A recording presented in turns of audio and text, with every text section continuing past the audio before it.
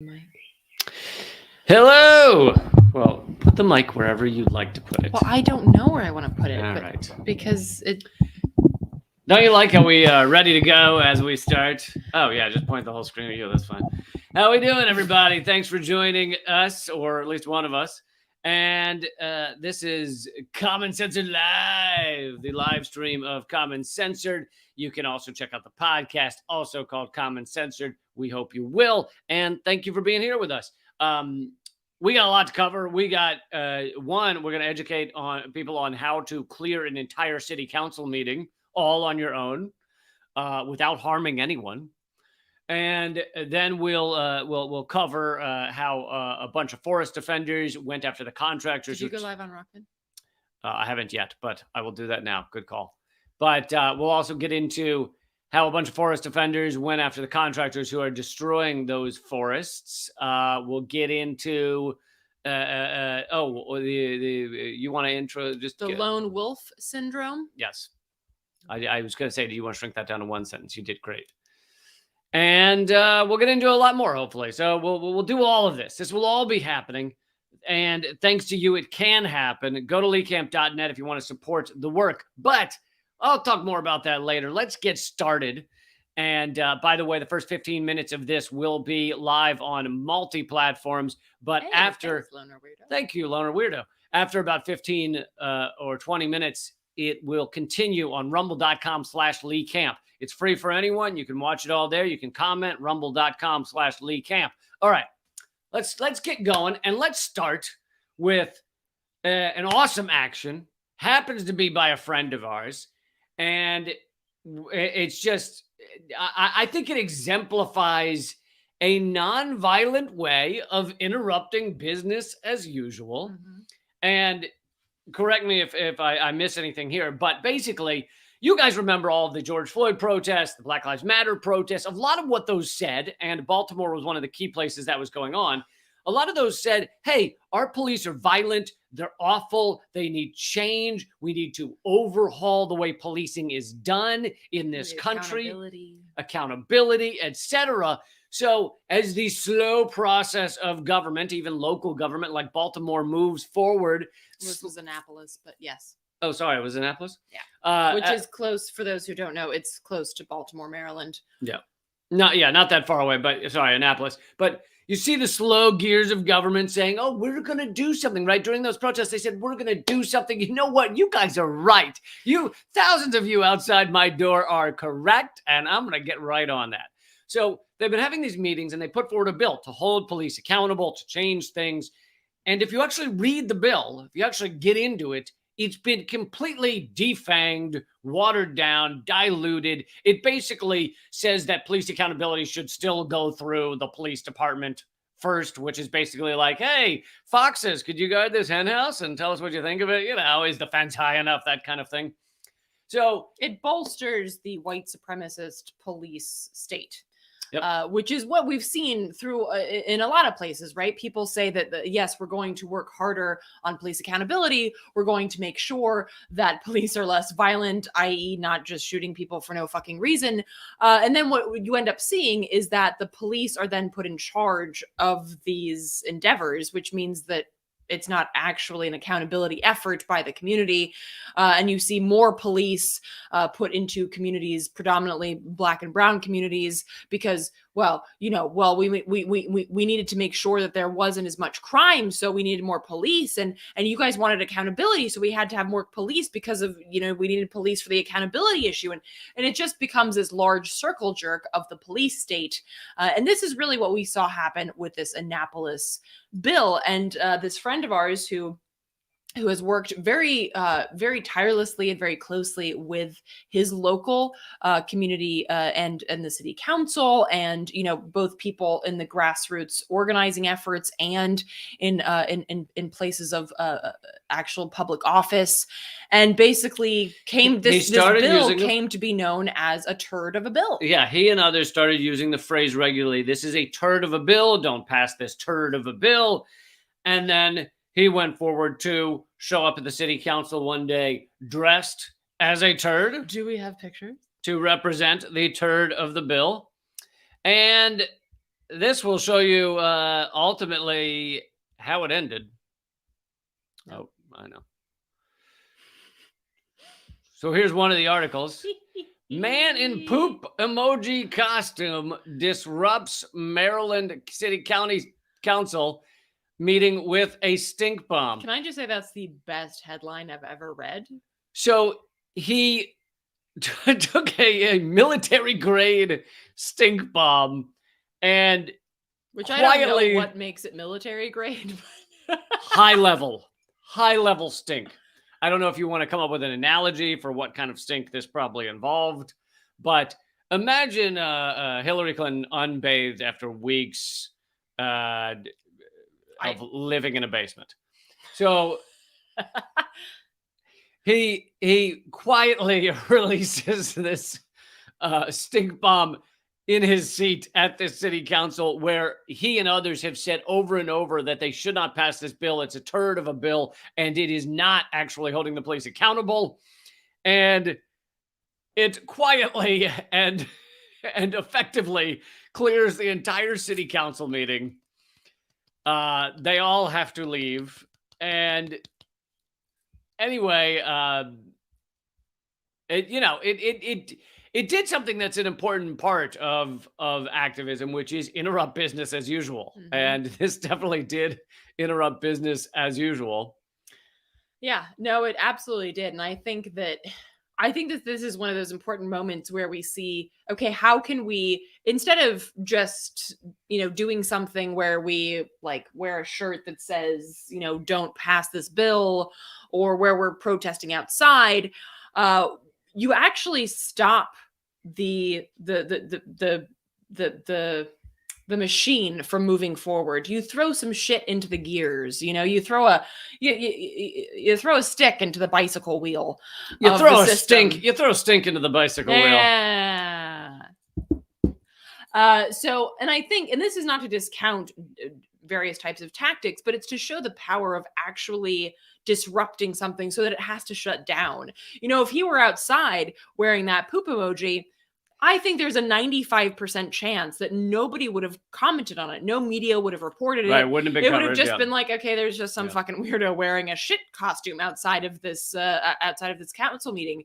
But when you actually disrupt their ability to move forward with business as usual, even if it's just like, for that afternoon, there is power in that, if for no other reason that I think it's twofold. One, that you show them that they're not going to be able to pass this kind of legislation without people watching them.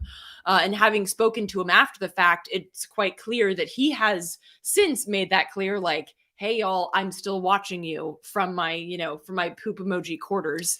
And then the other part of this that I think is really important is that it shows people that there are creative ways to fight against the system, even if you're just by yourself. And of course, this is not to discount the concept of working together and collaborative efforts. And I know that this person works, a lot in collaborative spaces and with people, and actually, talked about this action with a lot of people. So I'm not trying to make it sound like everyone go out on their own and do their own thing. But I think it's also powerful to highlight that you don't need a group of 10,000 people to disrupt something, right?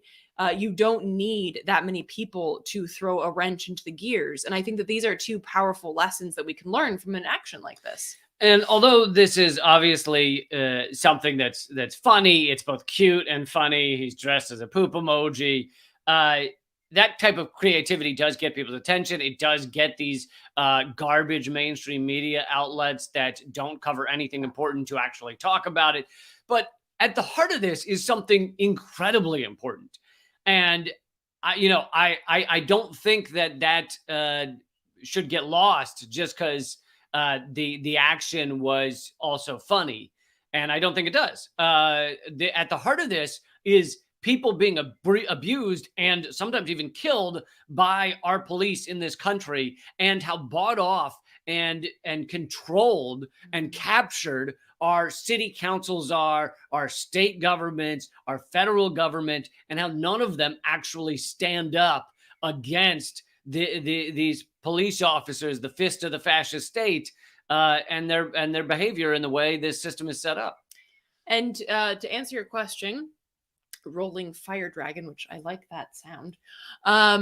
Did he get charged? Well, there was actually at the time he was not arrested for anything, but the police then later came to his home to charge him with disrupting the peace. Which, if folks have ever been a part of any action, or you've heard about these kind of actions, disturbing the peace is kind of like a blanket that they throw over any activist when they don't really have anything concrete. They can't really think of something specific, so they just say disturbing the peace because it's easy, right? It's a kind of catch-all term, like loitering, like resisting arrest, right? They just beat you in the head and yell, "Stop hitting me! Stop resisting me!" Right? Yeah. It's like, I can just use this and I can jot this down in my little police report, and I got you. Which is kind of ironic because disturbing the peace is really what the cops do. They disrupt any attempt that people, in these communities have at trying to survive and thrive. They disrupt that ability. So it's ironic that he's getting charged with disrupting the peace, but welcome to America. So he's actually started a fundraiser to address the charges against him, the disturbing the peace, and also as a part of this to bring more publicity to this, because I think this is a really powerful moment. This is on GoFundMe, by the way. Yes. I think this is a really powerful moment to say, like, hey, how can we use this action and then the fallout from this action to continue the spotlight, to continue to put the spotlight on the city council for this atrocious bill that they're pushing forward, which really upholds and pedestals white supremacy in this part of Maryland. So we're sharing this with y'all. Please do support it if you can. Is there an actual link that we have there, or? Yeah, bit.ly/ something like stinking turd or something. But if you go to GoFundMe and you type in turd, I think it's like, why don't you just put that and put it in the stream? Well, I can do that, Okay. But I didn't want to read that to them because reading that would be useless. No, I know. I was just saying post it. Yeah, so we're putting it in the comment section, Okay. but I know a lot of you might be listening to this or whatever. So just go to GoFundMe and type in a search for the word turd, TURD, and I'm pretty sure it's just about the only thing that comes up. And I will also, City Council's stinking turd is the headline. County Council stinking turd. Sorry, County Council. I will also share it on my Twitter and my Instagram. So if y'all follow me at Radical Eleanor, then you will be able to find it there. By the way, he just got this up like an hour ago. So this fundraiser for him has just started. But the goal, I assume, with him, as with most activists that effectively interrupt anything, is to drain all their resources via legal proceedings. So he's trying to raise $3,000. Chances are he will need that money for legal proceedings. Mm-hmm. So hopefully you guys can help with that. Yeah. And again, this is a great way to continue to shine the spotlight, because as we've seen with other fights, the fight is pretty powerful inside of courtrooms, because it does allow people to highlight issues that they weren't able to bring up in that moment in the action, for instance, to really, give voice to the specifics of exactly what they were fighting. And then that becomes part of the media coverage of this court case. So a court case, while it obviously sucks, I'm not trying to romanticize having to go to court. It fucking sucks. But it does allow activists and organizations a space and a platform potentially to continue to raise these issues and potentially win some ground. And again, push these endeavors forward. So I just hate sitting still. So court sounds like fucking hell. Yeah, no, court is balls. I'm not trying to say like, yeah, let's all try to go to court. It sucks. But I'm saying that, the silver lining here, it could be significant.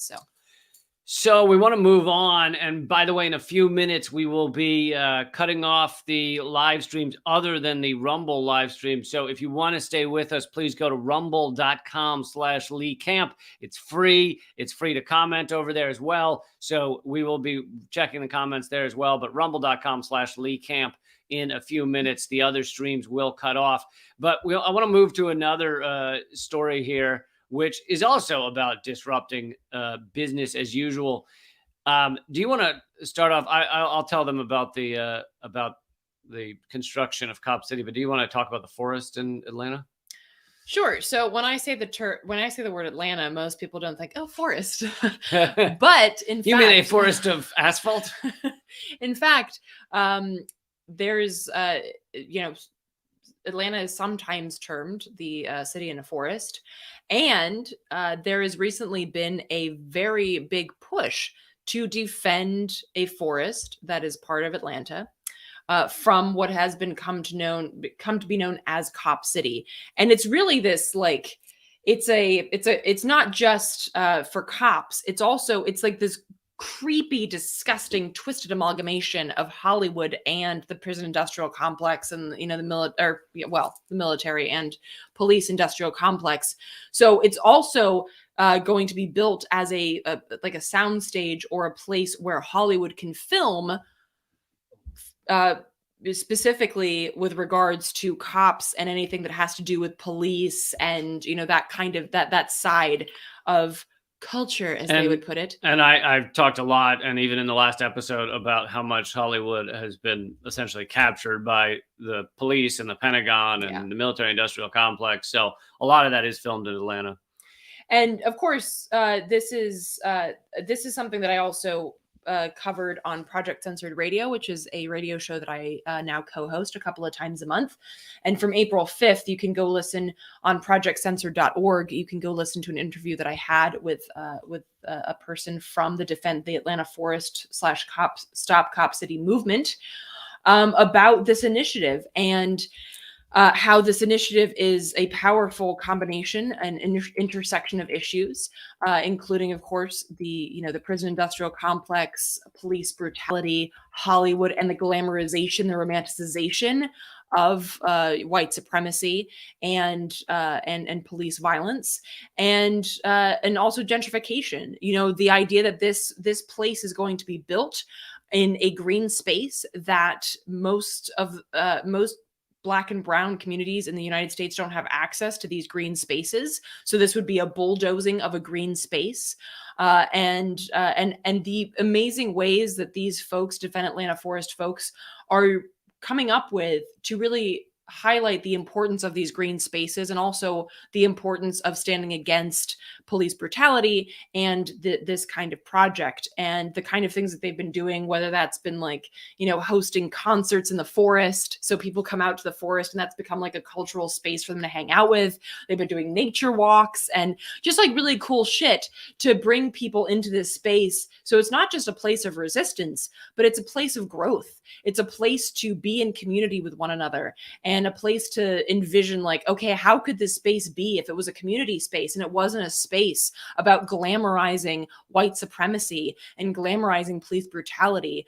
And I think that's just such a beautiful idea. And so these folks, Defend Atlanta Forest, Stop Cop City folks, have been doing this work. And recently, as Lee's about to share, there was an action.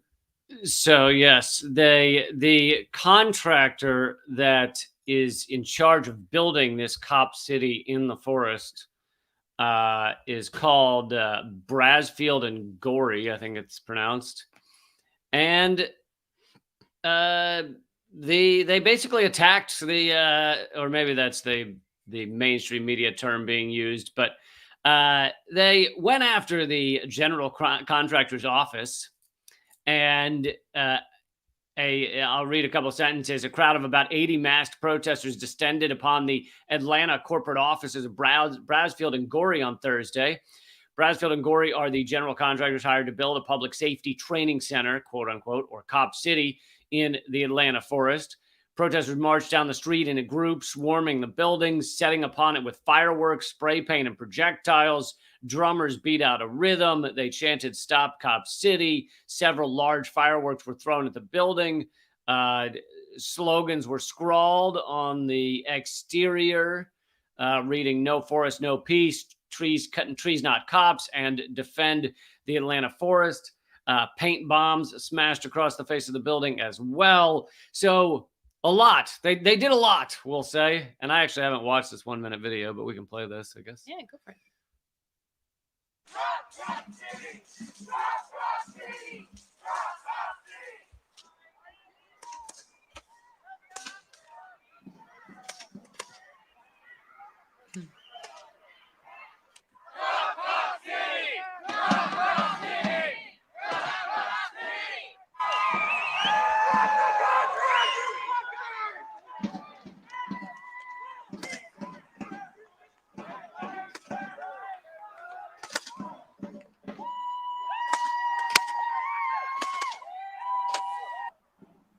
Hmm.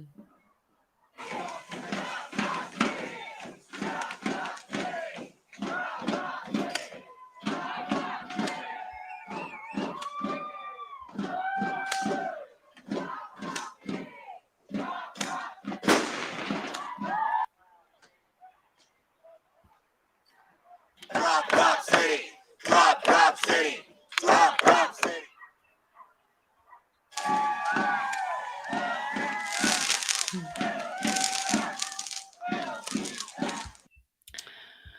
Can I just take a moment to highlight something that's really rad and really powerful about this video, aside from just the general content? So you'll notice that there was a lot of, kind of video editing that was used to blur whenever people's full bodies were in view, and when people were banging on the cop car, you saw that they were only showing like from their chest down, and they were wearing clothes, so you couldn't see like identifying factors like if they had tattoos on their arms or legs. I think this is really important for folks who might be doing, even if you don't think of yourself as a journalist. Let's say that you are at a protest and you're live streaming because you have a page and you're like, hey, I want to live stream.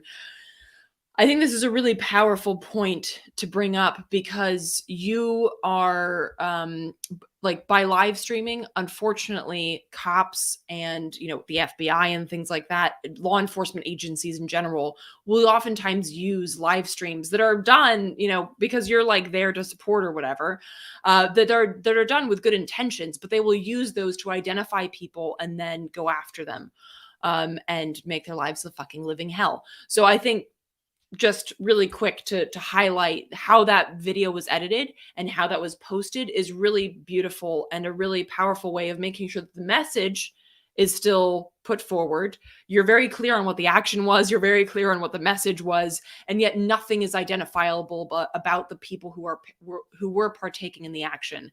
So from a journalistic and video standpoint, I just wanted to highlight that for anyone who might be, on the front lines and doing some video work. And speaking of journalistic understanding, you had a great list. They put out a list of how the mainstream media may soon cover this. Yes. Which I liked. So actually, if you go to defendtheatlantaforest.org, I refuse. It's a website, and you can find more information about what they're doing. And there was actually a post that they shared about how it was called Preemptive Response to Media Attacks on Defend the Atlanta Forest. And as someone who deals a lot with media literacy and, how we're lied to, how we're propagandized, I thought this was a really powerful post. Basically, I'm fucking fangirling. If you hadn't noticed already, I fucking love Defend the Atlanta Forest and all of the shit that they do. And I want to be friends with all of them. And yeah. So yeah, it's actually getting a little awkward. If you want me to leave you two alone, then I'm just going to start stroking the screen here. So basically, it was, if we get 5 donations, Eleanor will start stroking the screen. No, she will not. But this was a really interesting post, because they were talking about what you're likely to see in corporate media with regards to what is going on in the Atlanta forest as people try to protect this place from this horrific fucking endeavor. And a couple of headlines that they wrote up as potentials. You quote, officials say criminals have hijacked local protest movement. Public workers struggle to protect local business as activists attack police. New facility aims to teach officers less lethal techniques. Yeah, right. I love that one. It's like, yes, we are bulldozing the forest. We are putting this thing for police officers, but it's to train them to be nicer. Right.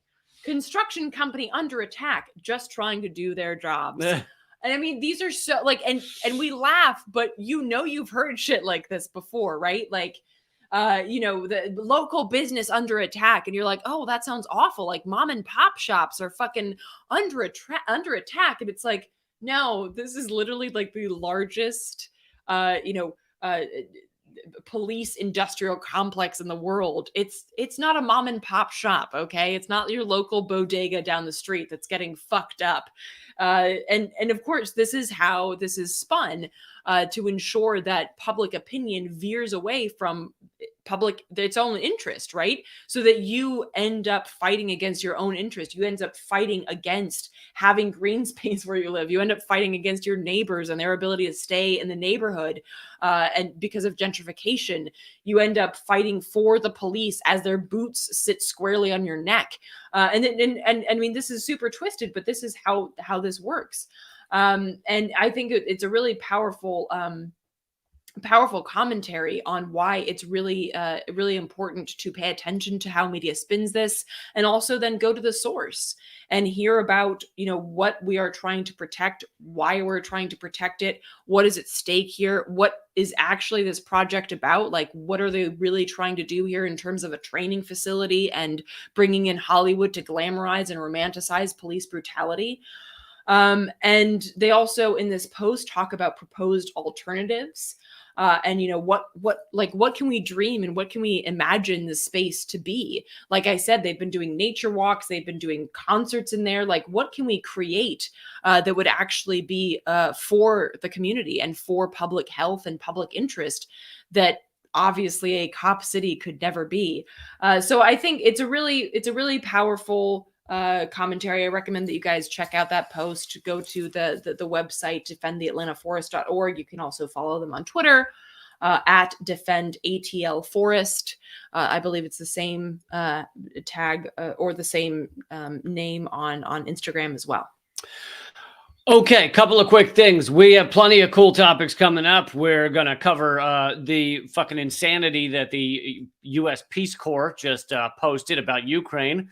That's a good one. And several other things. But we're only doing that at rumble.com/LeeCamp. So go over there, click subscribe. I don't know if they have a bell thing to be alerted, but click that as well if they do. But rumble.com/LeeCamp, free to be over there, free to comment. So please join us over there. If you also like our content but don't have time to watch this whole thing, please check out the podcast version, Common Censored. All right, we will continue, but we will say goodbye to those of you who refuse to come to rumble.com/LeeCamp. But we love you anyway. You guys are awesome. We love you anyway, and let's keep it going. Just take that exit, man. Do it. All right. So while I do this, if you want to play some on hold music, no, start talking about that. I don't want any goddamn hold music. Jesus. If you want to start talking about this story. Yes. So y'all might have noticed, or you maybe didn't because it's just like a regular fucking day in the land of the free. There